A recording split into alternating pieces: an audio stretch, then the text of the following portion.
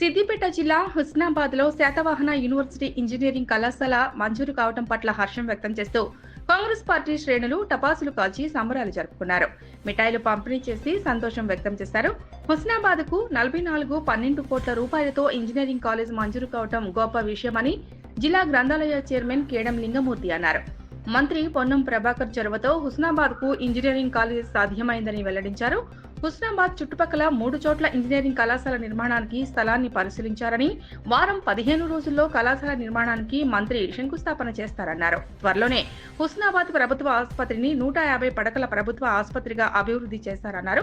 ప్రియాంక గాంధీ ఇచ్చిన హామీ మేరకు హుస్నాబాద్లో త్వరలో మెడికల్ కళాశాల ఏర్పాటు జరుగుతుందన్నారు. మంత్రి పొన్నం ప్రభాకర్ ఆధ్వర్యంలో హుస్నాబాద్ అన్ని రంగాల్లో అభివృద్ధి చెందుతుందన్నారు.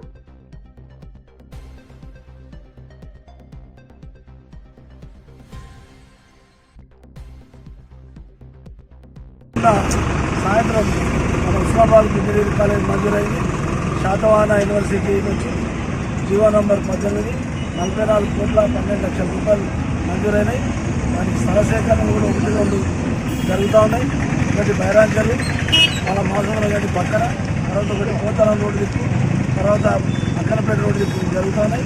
అందులో వాళ్ళు ఇంజనీరింగ్ కాలేజ్ సంబంధించినటువంటి ఈసీలు వచ్చి కూడా 2-3 సార్లు చూసిపోయారు.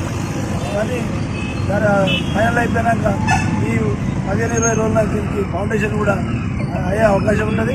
దీనికి ప్రత్యేకంగా మంత్రి గారికి, మన శాసనసభ్యులకు, పొన్నం ప్రభాకర్ గారికి, ముఖ్యమంత్రి గారికి, రాష్ట్ర కేబినెట్ మొత్తానికి, ఈ రాష్ట్ర ప్రభుత్వానికి, ఈ శాసనసభలో ఉన్న అన్ని పార్టీల నాయకులకు ప్రత్యేకంగా శుభాకాంక్షలు తెలియజేస్తూ